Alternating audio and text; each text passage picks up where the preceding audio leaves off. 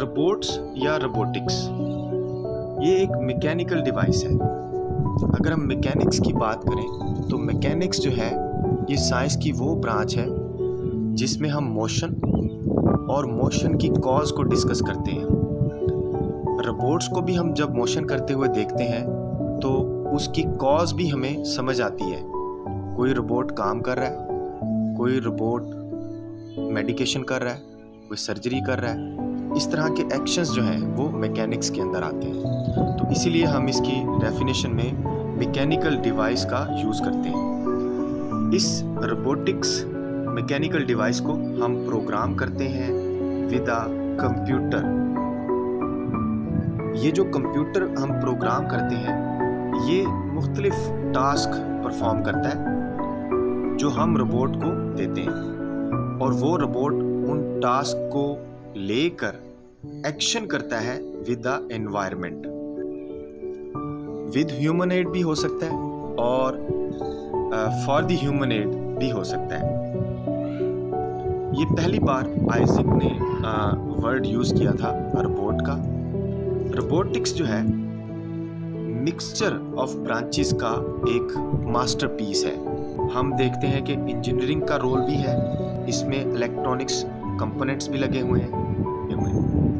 तो ये collective work है, उसमें हम किसी एक ब्रांच को इसका क्रेडिट नहीं दे सकते।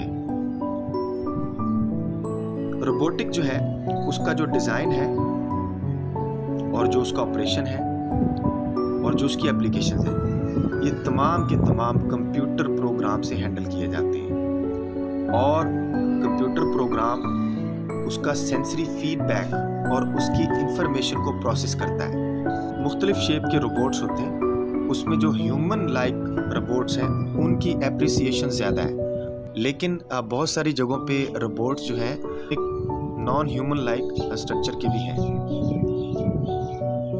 रोबोट जो है वो बात कर सकता है, मूव कर सकता है, और उसमें तमाम जो फंक्शंस हैं लाइक ह्यूमन, जिस तरह ह्यूमन एक्शंस करते हैं तमाम के तमाम रोबोट्स भी परफॉर्म कर सकते हैं। रोबोट्स के जो प्रिंसिपल्स हैं वो बेसिकली 3 मेजर प्रिंसिपल्स हैं जिनकी बेस के ऊपर रोबोट्स की बिल्डिंग की गई है।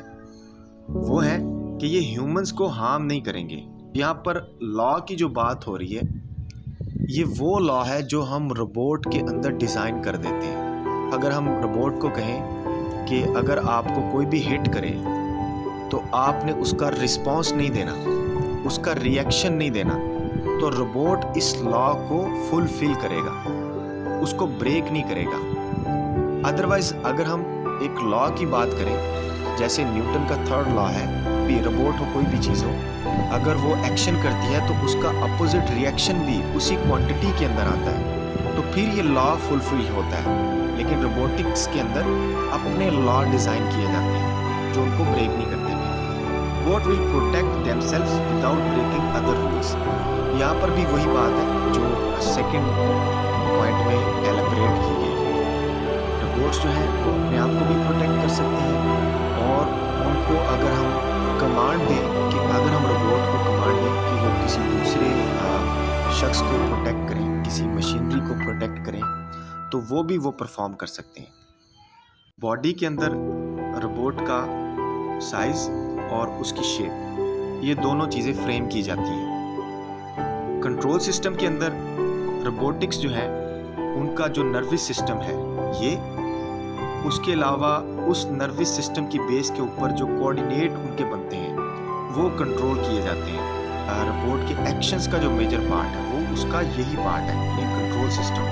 हम जितना अच्छा इसको डिज़ाइन करेंगे उतना अच्छा हमें फीडबैक मिलेगा from the robot and surroundings. Manipulators जो है, जारी बात है हम रोबोट को मुख्तलिफ पर्पज़ के लिए अपनाते हैं। यहाँ पर वही बात है जो लास्ट स्लाइड में थी, रोबोट है उसको हम जो कमांड देंगे और जिस एनवायरनमेंट के अंदर उसको रखेंगे वो उसी तरह परफॉर्म करेगा।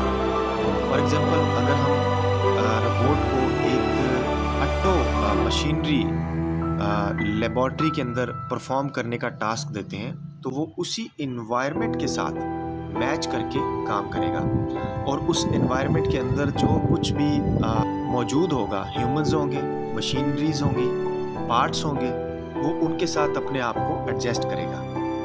ड्राइव ट्रेन है वो, जाहिर बात है अगर आपने लॉन्ग टर्म रोबोट बनाना है तो उसका जो चार्जिंग सिस्टम है, उसका एक्शन करने का, वो आपको ऑटोमेटिक बनाना पड़ेगा।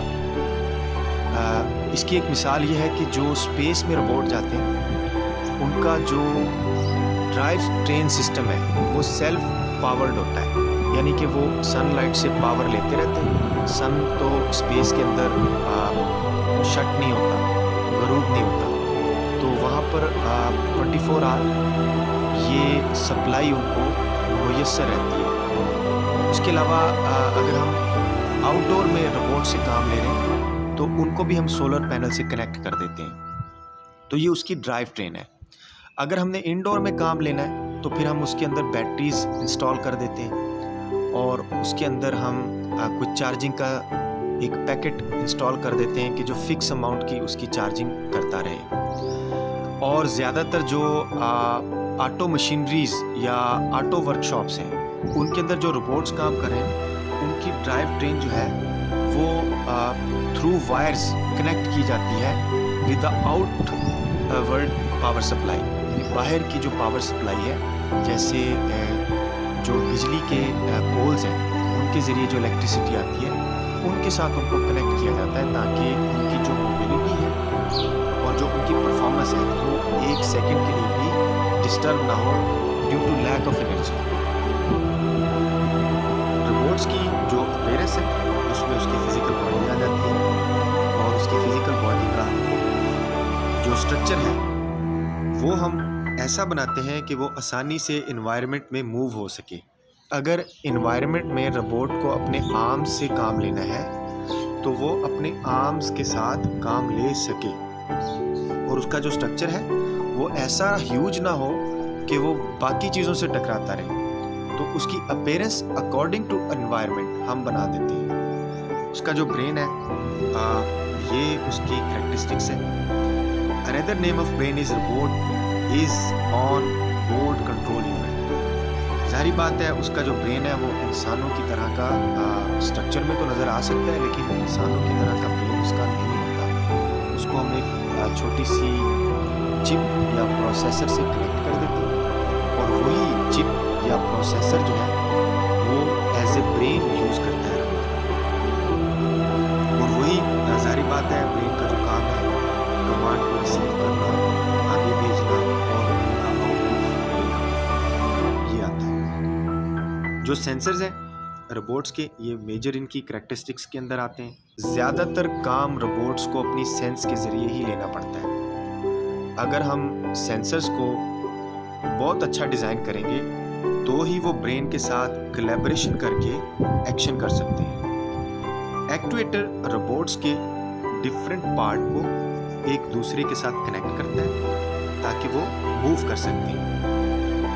These parts are called actuator. Some example of actuator are motors, pumps and compressor.